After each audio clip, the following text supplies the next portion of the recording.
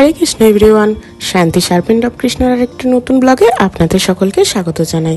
তো video thumbnail এবং video শুরুটা থেকে তো আপনারা বুঝতেই পারছেন যে আজকের ভিডিওটা হতে চলেছে আমাদের প্রভুর পুরো জন্মদিন সেলিব্রেশন উপলক্ষে। মেয়ে ছিল আমাদের প্রভুর জন্মদিন এবং সেই উপলক্ষে আমরা পৌঁছে গিয়েছিলাম মায়াপুরে। তো 10ই মে প্রভুর জন্মদিন এবং 11ই মে নৃসিংহ চতুর্দশী ছিল। সেই সমস্ত কিছু নিয়ে অনেক দিন ধরে ইচ্ছা ছিল যে আমরা মায়াপুরে যাব এবং ওখানেই প্রভুর জন্মদিন সেলিব্রেট করব, কিন্তু বিভিন্ন কারণের জন্য সেটা ঠিক হয়ে উঠছিল না। লাস্ট পর্যন্ত ভগবানের কৃপা এবং সর্বোপরি গুরু মহারাজের কৃপায় আমরা মায়াপুর যেতে পেরেছিলাম এবং সেখানে গিয়ে প্রভুর জন্মদিন সেলিব্রেট হয়েছিল। তো দর্শন আরতিতে ভগবানকে দর্শন করছিলাম, তারপর প্রভুপাতের সাথে পুরো মন্দির পরিক্রমা করছিলাম। তো আপনারা ভগবানের দর্শন করুন, পঞ্চতত্ত্ব ভগবান, নৃসিংহ ভগবান এবং রাধা মাধব। তো দর্শন আরতির পর আমরা সবাই গুরু মহারাজের দর্শনের জন্য অপেক্ষা করছিলাম। গুরু মহারাজের লিফটের সামনে গুরু মহারাজ সকাল 10টার সময় আমাদেরকে সময় দিয়েছিলেন যে আমাদের কৃপা করবেন। তো ওনার সেবকদেরকে অনেক ধন্যবাদ, তাদের জন্যই আজ আমরা গুরু মহারাজের কাছে পৌঁছাতে পেরেছিলাম এবং আমাদের প্রভু গুরু মহারাজের হাত ধরে কেক আমান্য করতে বা কেক কাটতে পেরেছিলেন। এই যে দেখুন, কেক নিয়ে চলে গিয়েছিলাম গুরু মহারাজের কাছে। সেখানে আসলে গুরু মহারাজকে দেখার পর নিজের মধ্যে একটা অন্য ধরনের অনুভূতি হয়েছিল। খুব একটা বেশি ভিডিও ক্লিপ নেওয়া হয়নি। এই যে গুরু মহারাজ ওনার কেকটা কেটে দিয়েছিলেন, খুব ভালো লাগছিল। খুব একটা ভিডিও হয়নি, যতটুকু ভিডিও ক্লিপ নেওয়া হয়েছিল সেটাই আপনাদের সাথে শেয়ার করলাম। আশা করছি আপনাদেরও খুব ভালো লাগবে। তো এটা আমাদের কাছে ভীষণ বড় একটা প্রাপ্তি যে আমার প্রভুর জন্মদিনে গুরু মহারাজ কেক কাটিং করেছেন, তাই ওনার যে কৃপা আমরা লাভ করতে পেরেছি সেটা আমাদের কাছে সত্যিই বড় একটা প্রাপ্তি। তাই ওনারা যে সমস্ত সেবকরা ছিলেন যারা আমাদেরকে সুযোগ করে দিয়েছিলেন গুরু মহারাজের কাছে যাওয়ার জন্য, তাদের চরণে কোটি কোটি প্রণাম এবং তাদেরকে সবসময় চাইবো যে তারা সবসময় নৃসিংহ ভগবানের কৃপায় ভালো থাকুক, সুস্থ থাকুক এবং গুরু মহারাজ সবসময় আমাদের ওপর এইভাবেই আশীর্বাদ দিতে থাকুন। তো গুরু মহারাজের কাছে কেক কাটার পর চলে এসেছিলাম নামহট্টের ডিরেক্টর পূজ্যপাদ পত্তনেতবাবুর কাছে। পূজ্যপাদ পত্তনেতবাবুর অনেক ভিডিওই আমার চ্যানেলে আছে, আমাদের বাড়ি এসেছিলেন, আপনারা হয়তো অনেকেই দেখেছেন। আর যারা ইস্কনের সাথে যুক্ত তারা তো জানেনই পূজ্যপাদ পত্তনেতবাবুকে।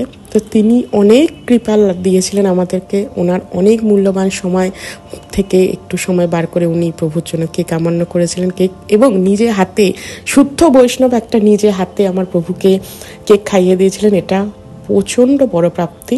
আর দেখুন, গোপীনাথ যে প্রথম মায়াপুর গিয়েছিল সেও গুরু মহারাজ এবং পূজ্যপাদ পত্তনেতবাবুর কৃপা লাভ করতে পেরেছিলেন, তাকে নিচে হাতে একজন শুদ্ধ বৈষ্ণব কেক দিয়েছিলেন। এ তো এক চরম প্রাপ্তি।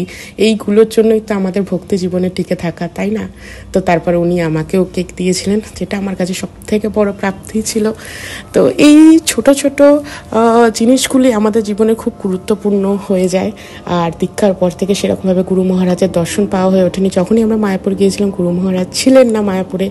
তো এইবার গিয়ে গুরু মহারাজের দর্শন, গুরু মহারাজের হাত থেকে কেক কাটা সত্যি এক অভূতপূর্ব স্মৃতি আমাদের জীবনের সাথে অ্যাড হয়ে রইল, যেটা আমাদের এই ভক্তি জীবনে খুবই গুরুত্বপূর্ণ।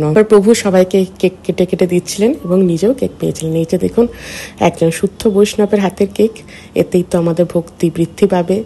কারণ বলাই আছে যে শুদ্ধ বৈষ্ণবের কৃপা পেলে তবেই আমরা ভক্তিপথে ভক্তি মার্গে এগোতে পারবো। তো প্রভুকে প্রভুর চরণে অসংখ্য কোটি কোটি প্রণাম যে প্রভু আমাদেরকে এতটা গুরুত্বপূর্ণ সময় দিয়েছিলেন এবং এত কৃপা আশীর্বাদ করেছিলেন। এই যে দেখুন, আমাদের প্রভুর মাথায় হাত দিয়ে কৃপা করেছিলেন। এছাড়াও অর্জুন প্রভু, যিনি মায়াপুরের রাধা মাধবের সেবক, তিনি যে গুরু মহারাজের কাছে কেকটা নিয়ে যাওয়া হয়েছিল সেই কেকটা পুরোটাই উনি নিজে তৈরি করেছিলেন, তাই ওনার চরণেও শত কোটি প্রণাম। এছাড়াও শ্যামসুন্দর প্রভু অনেক সাহায্য করেছিলেন আমাদেরকে গুরু মহারাজের কাছে যাওয়ার জন্য, তার চরণেও অসংখ্য কোটি প্রণাম এবং সকল বৈষ্ণব চরণে অসংখ্য কোটি প্রণাম। গুরু মহারাজ এবং পূজ্যপাদ পত্তনেতবাবু যেমন আমাদের প্রভুকে এবং আমাদেরকে কৃপা করেছেন, আপনারাও সবাই আমাদেরকে কৃপা করবেন যাতে আমরা ভক্তি মার্গে সারা জীবন এগিয়ে চলতে পারি এবং প্রভুপাদ এবং গুরু মহারাজের আদেশ উপদেশ অনুযায়ী জীবনযাপন পালন করতে পারি। তো গুরু মহারাজের কাছে কেক কাটা, পত্তনেতবাবুর কাছে কেক কাটা সমস্ত কিছু হয়ে যাওয়ার পর চলে এসেছিলাম প্রসাদ বেচতে। তো সকাল থেকে এত এক্সাইটমেন্ট এবং অনেক কিছু জিনিস কাজ করছিল, সেখানে সকাল থেকে কারোরই সেরকমভাবে প্রসাদ একদমই পাওয়া হয়ে ওঠেনি। আর সকাল থেকে বিভিন্ন ভবনে যে প্রসাদ দেয় সেইগুলোর কুপনও কাটার সময় হয়ে ওঠেনি, তাই আমরা চলে এসেছিলাম গৌরাঙ্গ মার্কেট যে আছে সেই সুপার মার্কেটের পেছনেই যে মহাপ্রসাদের কাউন্টার আছে সেখান দিয়ে আমরা প্রসাদ নিতে চলে এসেছিলাম। তো গোপীনাথ, বোন, আমি, মা, বাবা, প্রভুর বাবা মা সবাই মিলে চলে এসেছিলাম প্রসাদ পেতে, এবং সেদিনকে সেখান থেকেই সবাই প্রসাদ পেয়েছিলাম। প্রচণ্ড ভালো প্রসাদের ব্যবস্থা ছিল এবং এই প্রসাদের মূল্য ছিল 150 টাকা। যে 150 টাকার মধ্যে এই যে দেখতে পাচ্ছেন বোতল, প্রত্যেককে একটা করে থালির সাথে বোতল সিস্টেম দিয়েছিল, এবং এখানে প্রথমে এসে কুপন করে 150 টাকার বিনিময়ে তারপরে আপনারা লাইনে দাঁড়াবেন, আপনাদের কুপন অনুযায়ী আপনাদেরকে প্রসাদ এনারা সরবরাহ করে দেবেন। তো প্রসাদ ছিল, প্রচণ্ড প্রসাদ ছিল। বলবো যারা যাদের বাচ্চা আছে বা যারা ছোট আছেন তারা অবশ্যই একটা প্রসাদ নেবেন, কারণ অনেক কিছু প্রসাদের মধ্যে ছিল। এই যে দেখতে পাচ্ছেন পুরো একদম থালা ভর্তি প্রসাদ ছিল। আমরা তাই টোটাল 7টা কুপন কেটেছিলাম, গোপীনাথের জন্য কাটেনি। তো চলুন আপনাদেরকে কি কি ছিল ভোগ প্রসাদে সেটা আপনাদেরকে দেখিয়ে দিই। প্রথমে তো অন্ন ছিল, রুটি ছিল, পাঁপড় ভাজা ছিল, ঢেঁড়স আলু ভাজা ছিল, একটা মিক্স সবজি ছিল, অনেক পনির দিয়ে একটা পনিরের সবজি ছিল, তারপরে একটা পটল পোস্ত ছিল, ডাল ছিল, আমের চাটনি ছিল, পরমান্ন ছিল, এবং একটা করে মায়াপুর স্পেশাল গোলাপ জামুনও ছিল। তো খুব সুন্দর প্রসাদ ছিল। তো পুরো প্রসাদটার দাম জলের বোতল নিয়ে 150 টাকা ছিল। এছাড়াও আপনারা ঈশাদ অয়নে 150 টাকার বিনিময়ে প্রসাদ পেতে পারেন। কদা ভবনে একটা 150 টাকা আছে, একটা 70 টাকা আছে, তারপরে নামহট্টে আছে 50 টাকা, যেটা এখন 60 টাকা হয়ে গেছে, এবং গীতা ভবনে যেটা আগে প্রথম দিনের ভিডিওতে আমি দেখিয়েছিলাম সেখানেও আপনারা 70 টাকা দিয়ে কুপন কেটে কিন্তু ইজিলি প্রসাদ পেতে পারেন। তো আমরা সবাই একসাথে বসে গিয়েছিলাম, যেহেতু দুপুর ছিল, অনেকটা ভিড় ছিল, তাই বাবা একদিকে বসেছিল এবং আমরা 6 জন আর একদিকে বসেছিলাম প্রসাদ পাওয়ার জন্য। খুব সুন্দর প্রসাদ ছিল, প্রসাদের কোয়ান্টিটি প্রচুর ছিল, তাই যারা বাচ্চা আছেন তাদের জন্য কিন্তু দুজনে মিলে একটা শেয়ার করে ইজিলি পেতে পারেন। আর এত সুন্দর প্রসাদ পেতে গেলে কিন্তু আপনাদেরকে এই মহাপ্রসাদে, গোবিন্দ দাস মহাপ্রসাদে কিন্তু আসতেই হবে, যেখানে খুব সুন্দর করে আপনাদেরকে প্রসাদ দেবে এবং আপনারা সেই প্রসাদের স্বাদ গ্রহণ করতে পারেন। চলুন এখন প্রসাদটাকে এনজয় করি। তো প্রসাদ পাওয়ার পর এইবারে তো আমরা গীতা ভবনে ছিলাম, এখন গীতা ভবন থেকে আমরা যাচ্ছি জগন্নাথ মন্দির দর্শন করতে। সকালবেলা তো গুরু মহারাজ, পূজ্যপাদ পত্তনেত্র প্রভু সবার কৃপা লাভ করার পর এবং সকালবেলা ভগবান দর্শন করার পর এখন ভাবলাম যে আমরা এখন রাজাপুর যাব, ওখানে গিয়ে জগন্নাথ মন্দিরে জগন্নাথ ভগবানকে দর্শন করব। তো চলে এসেছিলাম, আস্তে আস্তে সন্ধ্যা হয়ে গিয়েছিল, আর তারপরে একটু ফুচকা প্রসাদ পাচ্ছিলাম। একজন প্রভু একদম জগন্নাথ মন্দিরের সামনে খুব সুন্দর ফুচকা প্রসাদ রেডি করেছিলেন। তো আমরা এখানে আমি, মা, বাবা, বোন, গোপীনাথ সবাই মিলে এখন ফুচকা পাচ্ছিলাম।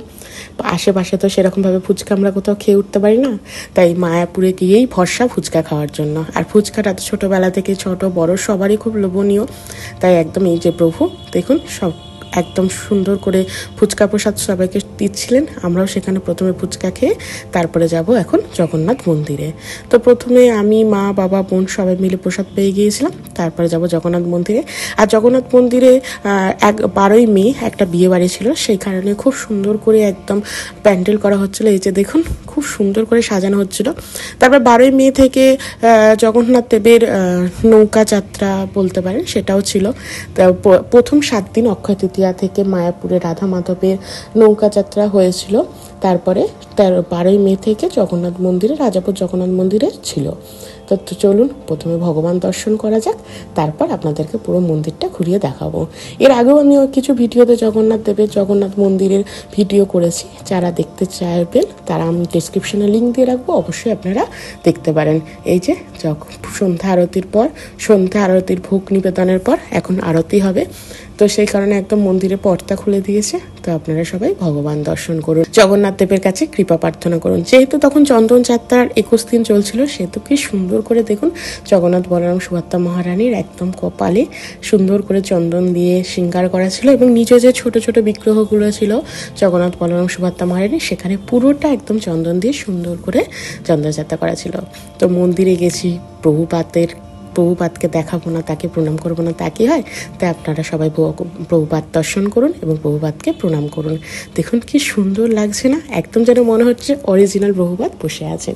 প্রত্যেকটা ইস্কন মন্দিরে গেলে এত সুন্দর করে প্রভুপাদের বিগ্রহ থাকে যে দেখতে অভূতপূর্ব সুন্দর লাগে। তো তো তারপরে শুরু হয়ে গিয়েছিল এখানে জগন্নাথ দেবের আরতি। আপনারা সবাই আরতি দর্শন করুন। খুব সুন্দর করে সেদিনকে আমরা জগন্নাথ দেবের পুরো আরতিটা দর্শন করতে পেরেছিলাম। একদম সুন্দর টাইমে গিয়েছিলাম। সন্ধ্যার আরতির জন্য ভোগ নিবেদন হয়েছে এবং তারপরেই আমরা মন্দিরে ঢুকেছিলাম। তো একদম পুরো আরতি দর্শন করে পুজো দিয়ে মন্দির পরিক্রমা করে তারপর আমরা কিন্তু বাড়ি ফিরেছিলাম। দিনটা সত্যিই খুব সুন্দর ছিল সেদিনকে। সকাল থেকে একদম প্রভুর জন্মদিন, তারপরে সকালবেলা নৃসিংহ ভগবানের যে যজ্ঞ হচ্ছিল এবং নৃসিংহ ভগবানের অভিষেকের জন্য যে আমরা গঙ্গায় জল তুলতে গিয়েছিলাম সেটা সকালবেলা করার পর গুরু মহারাজের কৃপা পাওয়া।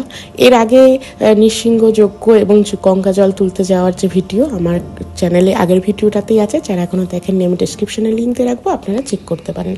তারপর বোন, গোপীনাথ এবং প্রভু সবাই পুজো দিয়ে ভগবানের উদ্দেশ্যে দীপ এবং ধূপ দান করে তারপরে এখন আমরা মন্দির পরিক্রমা করব। আর গোপীনাথ তো যে কতবার মন্দির পরিক্রমা করেছে, নিজে সবার কৃপা একদম লাভ করে নিয়েছে খুব সুন্দর করে। ও খুব সুন্দর আনন্দ করেছিল প্রথমবার ওর মায়াপুর যাওয়া, মন্দির দর্শন করা, জগন্নাথ মন্দির দর্শন করা এবং গুরু মহারাজের কৃপা পাওয়া, পত্তনেত্র প্রভুর কৃপা পাওয়া। সত্যি ওর খুবই সৌভাগ্য যে ও এত বড় বড় শুদ্ধ বৈষ্ণব, শুদ্ধ ব্রহ্মচারীদের কৃপা প্রথমবারই লাভ করে ফেলতে পেরেছে। আমি তো অনেক ছোট থেকে মায়াপুর যাচ্ছি, অনেক বয়সের পর এসে আমি শেষ পর্যন্ত দীক্ষা পেতে পেরেছি এবং শুদ্ধ বৈষ্ণবদের কৃপা লাভ করার চেষ্টা এখনো পর্যন্ত করে যাচ্ছি। কিন্তু প্রথমবার গিয়েছে, গুরু মহারাজের কৃপা পেয়েছে, পত্তনেত্র প্রভুর কৃপা পেয়েছে, এটা সত্যি ওর কাছে খুব সুন্দর সৌভাগ্যের একটা ব্যাপার। তো এটা আমাদেরও খুব আনন্দ লাগছিল। তারপরে সকালবেলা আমরা সবাই মিলে মন্দির পরিক্রমা করেছি, জগন্নাথ মন্দির এখন পরিক্রমা করছি। সব মিলিয়ে দিনটা খুব সুন্দর ছিল। প্রভুর জন্মদিন ছিল বলে হয়তো আমরা এত কিছু সেদিনকে আমরা কৃপা লাভ করতে পেরেছি। আপনারা সবাই আমাদেরকে কৃপা করবেন যাতে আমরা ভক্তি মার্গে করতে পারি এবং গুরু মহারাজের সেবায় থাকতে পারি, গুরু মহারাজের কাছ থেকে যেন সবসময় আশীর্বাদ পেতে পারি এবং আমাদের যে নামহট্টের উচ্চবাদ পত্তনেত্র প্রভু এবং আমাদের জেলা প্রচারক সুজয় মাতো প্রভু সবার যেন আমরা কৃপা লাভ করতে পারি এবং আমাদের শিক্ষাগুরু থেকে আরম্ভ করে সমস্ত বৈষ্ণবদের যেন আমরা কৃপা লাভ করতে পারি। তো তারপরে জগন্নাথ মন্দির থেকে এখন বাড়ি যাওয়ার পালা। এই যে দেখুন জগন্নাথ মন্দিরের সামনে খুব সুন্দর সুন্দর করে একদম বিগ্রহগুলো সাজানো আছে। যারা জগন্নাথ মন্দিরে আসতে চান তারা মায়াপুর থেকে, মানে মায়াপুর নামহট্টের গেট থেকে বা মায়াপুরের যে মূল মন্দিরের গেট আছে ওখান দিয়ে টোটো ভাড়া করে কিন্তু আপনারা ইজিলি রাজাপুর মন্দিরে আসতে পারেন।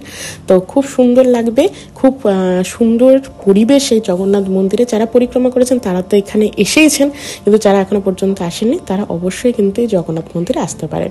তো এই ছিল আজকে প্রভুর জন্মদিন উপলক্ষে ভিডিও। কেমন লাগলো অবশ্যই কমেন্ট করে জানাবেন, ভালো লাগলে একটা লাইক করে দেবেন, আর যারা এখনো সাবস্ক্রাইব করেনি প্লিজ সাবস্ক্রাইব করে দেবেন। দেখা হবে নতুন আর একটা ভিডিও নিয়ে। হরে কৃষ্ণা।